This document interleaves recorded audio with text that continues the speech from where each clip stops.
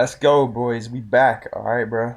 I got the Holloway versus Allen predictions on deck today. I think Max Holloway's about to melt this dude, bro. I feel like he's gonna put on a Yair Rodriguez, Calvin Kattar type performance where he just has an answer for everything that, like, at first we were like, oh fuck, Allen's gonna win, but then Holloway's just gonna prove why he is one of the best featherweights of all time and one of the best fighters of all time, dude. So I trust Max Holloway in this matchup, but I'm gonna give you that at the end. Stay tuned for that. I'm gonna go through all my predictions for this card though. Okay, I'm gonna go to the prelims, bro.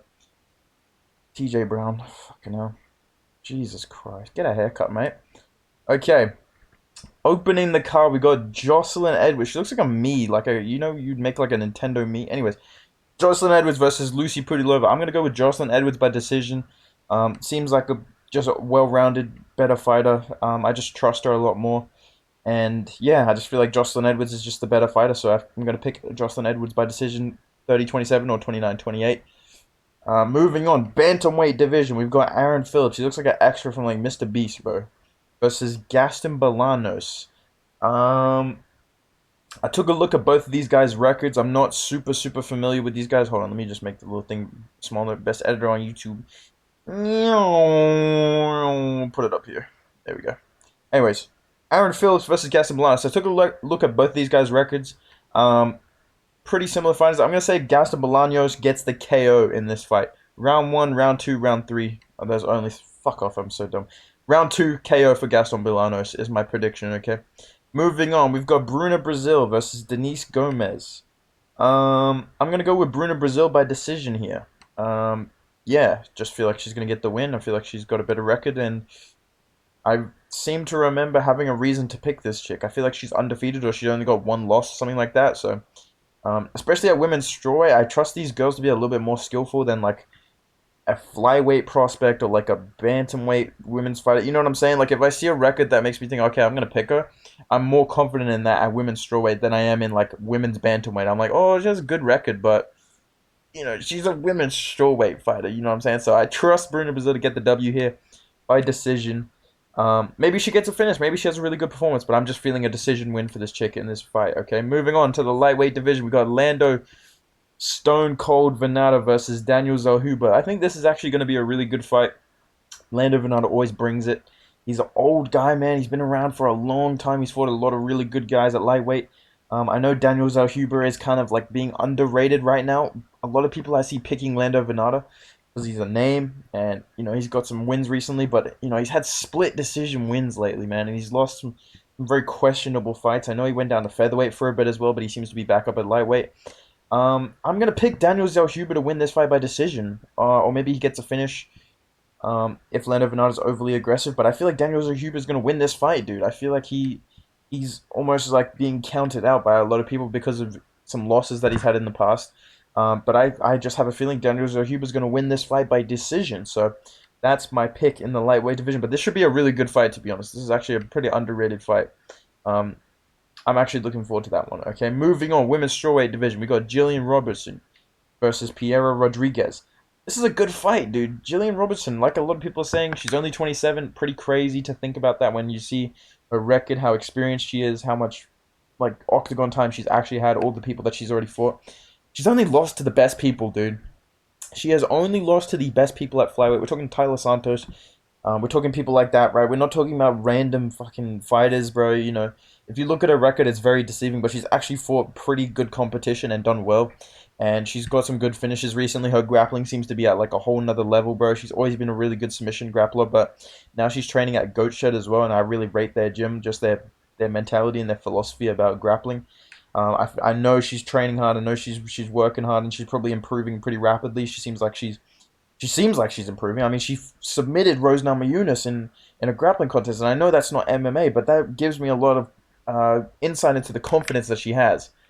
To be able to do that to a world champion, and you're coming down to that champion's division, you gotta be thinking, bro, I'm gonna fucking smash this chick. So I feel like she's just gonna get after Piera Rodriguez, and I'm gonna pick Robertson by either round one or two submission, or it's a decision. But I feel like Jillian Robertson's gonna have a really good performance, and I think she's gonna get the W in this fight, dude. I feel like she's just the better fighter. Like Piero Rodriguez is a pretty good fighter as well, but Gillian Robertson seems to have one skill that is very, very, very trustworthy, that you can rely on, that you can see in all of her fights, and I can't bet against it, dude. I feel like she's gonna get a submission win in this fight, dude. So that's my pick. Moving on, we got Zach Cummings versus Ed Herman, who's like 47,000 years old, dude. Oh my god, bro. This is one of those fights that's gonna fucking destroy anyone's predictions like record and like any parlay, bro. This is a fight I would never fucking bet on in my life. If my life depended on it, I wouldn't bet on this, dude. Because, dude, I feel like Zach Cummings, he's younger, obviously, but he hasn't fought in fucking ages, dude. Whereas Ed Herman is more active somehow, but he's old as shit, bro, and he looked really bad in his last fight, dude. I don't know. I don't know, bro. I keep going back and forth. I keep feeling like Ed Herman's gonna like get a fluky KO win in this fight and just have a weirdly good finish and win this fight and make a lot of people really mad that he's won. Like I can just see Guru. Can you not just see Guru raging over Ed Herman KOing Zach Cummings like out cold against the fence somehow, or like TKOing him with a body shot or some shit? Like, can you not just see Guru raging about this? So that's why I'm like, I can't pick this fight. I'm gonna. Oh my god. It doesn't matter what I pick because it's gonna be wrong. That's the thing with these fights. It's like Joe Pye for GM3. If I picked Joe Pye for GM3, would have submitted him. If I pick Zach Cummings, he's gonna get KO'd. If I pick Ed Herman, he's gonna get KO'd. I'm gonna pick Ed Herman, bro. I'm gonna pick Ed Herman by KO. I I don't. Yeah, fuck it. KO submission for Ed Herman. I feel like he's gonna get a finish somehow. Fluke as fuck, bro. But I have this weird feeling he will somehow win this fight because he's more active. I don't know. I can just see it happening. So that's my pick. I spent too much time. Moving on, flyweight division. Why the fuck is this on the prelims, dude? Dude, I'm so excited for this fight, bro. I love Brandon Royval. I'm very biased. I love Brandon Royval, dude. Brandon Royval versus Mateus Nicolau, man. Oh, dude, Royval's gonna just put the pace on him, dude, and just try and get after him, dude. But I feel like he's gonna get dropped, and or I feel like he's just gonna get taken down by Nicolau and submitted. To be honest, I feel like Nicolau's gonna finish him in this fight, but it's gonna be a really, really exciting fight for as long as it lasts. Because either that happens, what I exactly just said, and I'm a genius, or Brandon Royval gets dropped, scrambles, and submits Mateus Nicolau with like a guillotine or like a D'Arce choke. You know that's equally as likely to happen somehow, but I am gonna pick Mateus Nicolau to win this fight by round two or round three finish. Um, he's the real deal at flyweight, but dude, I love Brandon Royval. I wish he was fighting someone else so I could see him get a W in this fight, but I just don't see it happening. Um, I feel like Mateus Nicolau is just going to counter strike him and put him in a really bad spot, or just walk him into a takedown, dump him, and just find a submission, and just weather that storm of the scrambles of Brandon Royval and the aggressiveness of him, and test his chin a little bit as well, which might really help him. So I feel like Mateus Nicolau just has way more ways to win. He can win by a decision with his striking, and he has a very high potential to finish this fight as well because Brandon Royval just gets after him, bro. Whereas Royval, his only way to win really in this fight, in my opinion, in this matchup, is to get a submission in a scramble, put the pace on Nicolau, make him just calculate a million things at once and make a mistake, or duck under a counter shot, get a takedown, get him to the ground, get his back. And I feel like there's more likelihood of Mateus Nicolau finding a way to win this fight than Brandon Royval, but should be a really, really good fight, dude. Okay? Prelim headliner, we've got Bill Algeo versus TJ Brown. Oh man, I want to pick Bill Algeo, but I have this weird feeling that TJ Brown will do really well somehow. I don't really rate TJ Brown like that. That's the thing. I'm gonna pick Bill Algeo by decision, but I can see TJ Brown winning a decision here. Because Bill Algeo's fight IQ, I wouldn't necessarily say is very high. TJ Brown, I believe he was coached by James Krause. Like I'm pretty sure he's got pretty good cornering, and I feel like he has a more consistent level of performance. I feel like Bill Algeo, he either looks really good or it's kind of a close fight and he makes a couple of dumb mistakes that kind of cost him the fight. You know, obviously he's had some short notice losses, which I don't really hold against him. I think Bill Algeo is just a better fighter, though, to be honest. So I feel like I'd be kind of trying to play the game if I picked against him. But I can see a TJ Brown win here, but I'm going to pick Bill Algeo, 29-28 decision. Should be a pretty good fight, honestly. Bill Algeo is always having exciting fights, so I think this will actually be a pretty good matchup. I think this should be on prelims. I don't think this Royval fight should be, but regardless, I'm not here to tell you how to build these cards. That's on my other videos. I'm telling you here who's gonna win these fucking cards. You know, that's what I do. Yeah, I'm the type of guy. I'll predict these fights. Yeah, and I'll get them right. Yeah, except when I didn't. Okay. Moving on, lightweight division. We've got fucking Clay Guida on the main. I love Clay Guida, bro. Clay Guida. Little what do you hate? Okay, anyways, Clay Guida versus Rafa Garcia on the main card. I'm gonna go Rafa Garcia by decision, dude. I just think Clay Guida is just he may retire in this fight. I'm not sure, to be honest, but I just don't see him putting it together the way he was. You know, he's had like flashes of really good performances, and I'm like, fuck, he's actually looking pretty good for his age. But then recently, I've just been like, nah, you're just fighting just bad competition, and I don't think Rafa Garcia is like a guy that's about to retire, like a Scott Holtzman or a 50-50 Michael Johnson. You know, even though that was a really good performance by Clay Guida, you know, I think Rafa Garcia is a lot more consistent. And I think he has all the skills to beat Clay Guida by a decision, probably 29-28, 30-27. I think he's just going to be just too good for Clay Guida in this current stage of his life. So I'm going to pick Rafa Garcia by decision. So my full prelim predictions before I move on. I've got Bill Algeo, I've got Mateus Nicolau, I've got Ed Herman, I've got Gillian Robertson, I've got Daniel Zellhuber, I've got Bruno Brazil, I've got Bolaños, and I've got Edwards, okay? So then on the main card, oh Jesus Christ, I've got Rafa Garcia.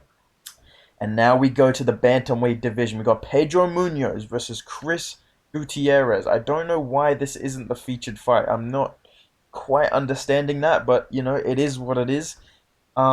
This is actually a pretty close fight, dude.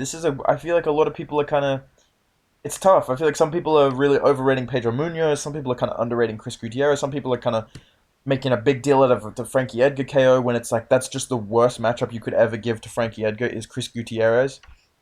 Like a giant bantamweight who loves to throw knees and kicks and uppercuts, and it's just like a knockout waiting to fucking happen, to be honest. Um, but I'm just look at the fact that Pedro Munoz, he did well against Sean O'Malley, but he did kind of melt a little bit in round two. He was kind of like losing track of things. I don't think the eye poke was fake, but I do think that, you know, if you're trading leg kicks, the last person you want to be doing that with is Chris Gutierrez, and that's Pedro Munoz's game, is trading calf kicks, and I feel like the person more likely to go down or get hurt from leg kicks in this fight is not Chris Gutierrez, it's Pedro Munoz. The way that Gutierrez kicks, he's finished people with leg kicks in the UFC. He's finished people with leg kicks on the regional scene. So I feel like Chris Gutierrez's game is built to beat a fighter like Pedro Munoz. I'm going to pick Chris Gutierrez by decision. I don't see him finishing Pedro Munoz. I see Pedro Munoz being way too tough for that. And he's gonna pose really good He's gonna pose really good problems on the ground as well. So I feel like it would be kind of hard to follow up if he drops Pedro Munoz. My mic just went out. It's gonna be hard for him to follow up if he drops Pedro Munoz, is what I said. They're trying to silence me, dude. So yeah, I'm gonna pick Chris Gutierrez by decision, 30-27 or 29-28. I think he'll just have all the answers for Pedro Munoz's game. He's just built to beat fighters like Pedro Munoz. I think Chris Gutierrez will struggle when he gets to the Corey Sandhagens of the division, the Umars, obviously, the Marabs. Even Sean O'Malley, I think, would fuck up Chris Gutierrez. But in the meantime, I think he gets this W. So that's my pick, Chris Gutierrez, by decision. Moving on. This is another fight that's like, bro, literally, whoever you pick is going to fucking lose, dude. Because Tanner Boser has a propensity for being taken down. However, Ion Cutelaba, anytime you pick him, he fucking just bottles it, dude. And anytime you think he's gonna lose, he looks like a really, really good fighter. Like, he smashed Devin Clark. He's had great performances in the past. His wrestling is like really, really high level. His grappling seems to be really high level. It's just his cardio and his chin every single time.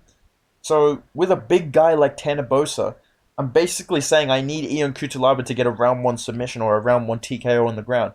And I don't necessarily see that happening. So if I was going to pick Cutelaba, it would have been by a decision with wrestling.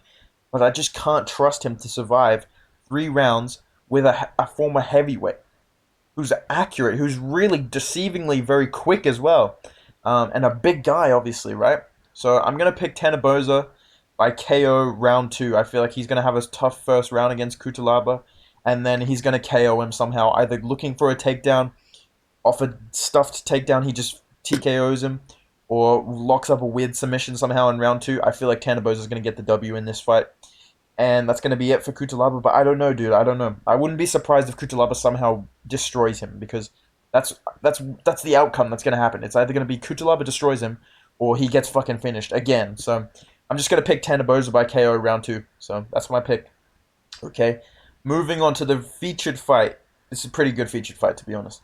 Dustin Jacoby versus Azamat Murzakanov. I feel like a lot of people are picking.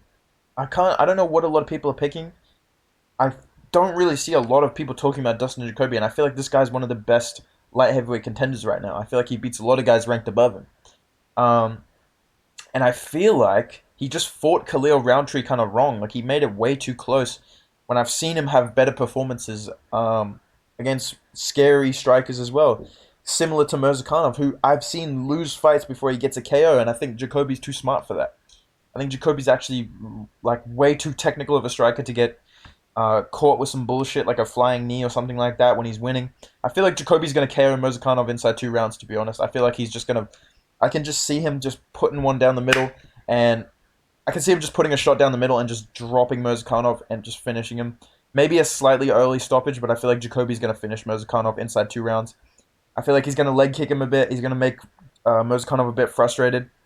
And then when Mirzakhanov tries to rush him, try to finish him, try to get something going, I feel like he's just going to put a big right hand down the middle or a big left hand down the middle and just finish him, bro, and just drop him. I can really see that happening. So I'm going to pick Dustin Jacoby by round 1 or round 2 KO. I'm pretty confident in him, to be honest, okay? So moving on to the co-main event. This is another one that's really hard to predict. It's weird. This is actually a sneakily, like, hard to predict card. Like, some of these fights at first, I was like, oh, this easy fucking picks. The main event, I feel like, is an easy pick, but you never know in the UFC, right? We've got Edson Barboza versus Billy Quarantillo. And a lot of people picking Quarantillo are kind of looking at that. Edson Barboza lost to Bryce Mitchell. They're looking at Edson Barboza's losses. You know, and they're seeing Billy Quarantillo. He's this volume guy. He comes on really strong. He doesn't get tired. I just think about the fact that Billy Quarantillo lost to Shane Burgos, was losing quite handedly to Alexander Hernandez.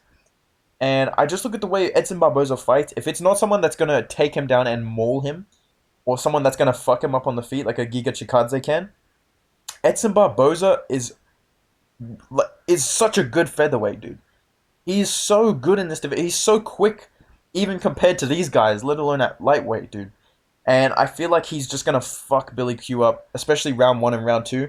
I can see Billy Q winning round 3, but I feel like Edson Barboza is just gonna fuck him up. To be honest, I don't see him getting pressured effectively by Billy Quarantillo. I feel like Quarantillo is all pace, no skill with this stuff, dude. Like I feel like he's got weird power, but at the same time, his technique, I don't see him as like this really good striker. I feel like he's just all gas, you know, no breaks, which is useful against Edson Barboza. But if you're not defensively sound and you know you're not this technical striker like a Giga Chikadze, you're gonna get hit with a lot of shit and you're gonna get banged up. And I feel like Edson Barboza, especially round 1, round 2, he's gonna get off to a really good start. And maybe if he slows down, he has a bad round 3. But I think Edson Barboza I trust Edson Barboza to win this fight by 29-28 decision.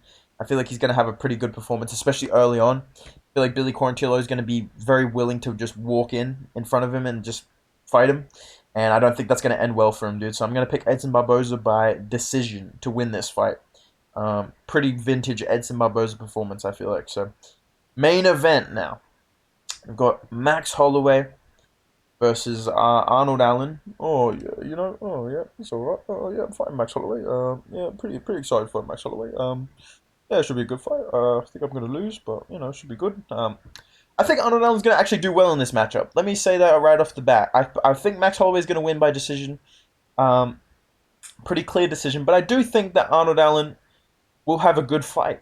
I think his cardio will be better than people expect. I think he's going to be a little bit more durable, a little bit more well-rounded than people realize. I think he's very, very prepared for this moment. This is the biggest fight of his career compared to Max Holloway's nervousness or his preparation for this fight. This is another fight to him. That doesn't mean that's not a bad thing against Max. I'm just saying I feel like we're going to see the best Arnold Allen we've seen yet. And he looked really good against Calvin Kattar. It's just a question of can he maintain that. We've seen him slow down in 3-round fights. We've seen him struggle in 3 round fights. So I just don't see him being able to do that for 5 rounds. I feel like Max will have a tough first round or two because Arnold Allen, he's going to try and time Max.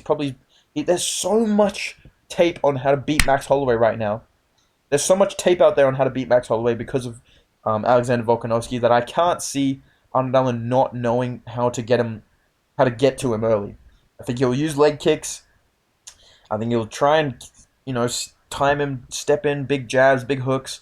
He's going to try and do his best impression of Volkanovski early on, and I think it may work for him early, but I just don't see him holding that up for round 3, round 4, round 5. Um, I think Max is going to have better cardio, obviously. That's not a crazy take to say. I feel like that's pretty obvious. Um, and I think that's going to be the difference. It's going to be his cardio, it's going to be his experience. He's going to be putting on the pressure with Allen, but he's going to also be timing him. He's going to be timing him with knees to the body. He's going to be elbows when he steps in. Because Allen likes to bounce, bounce, bounce, go in and out, in and out. And I feel like Max Holloway's going to throw out that lead elbow. He's going to put him against the fence, sorry, drop a knee in.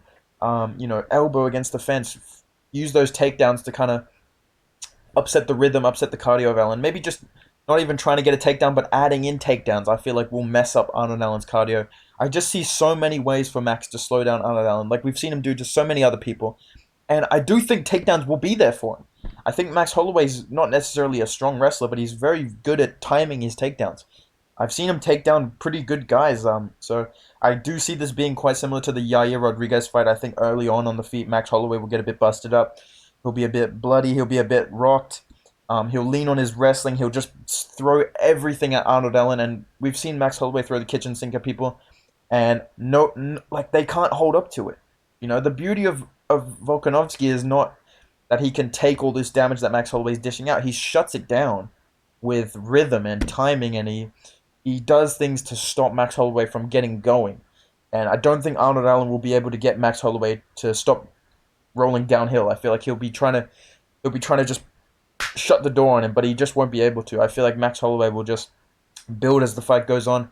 Unless Arnold Allen is like sneakily like the one of the highest IQs in the division, I just don't see that happening.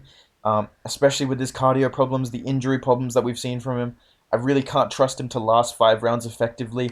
I think round 3, 4, and 5, Max Holloway will come on really, really strong. He'll mix in wrestling, like I said, and I just see him just putting on, a classic Max Holloway performance, just throwing everything and the kitchen sink at Arnold Allen and just melting him over 5 rounds. So that's my picks for this fight. Max Holloway 49-46 decision or 48-47.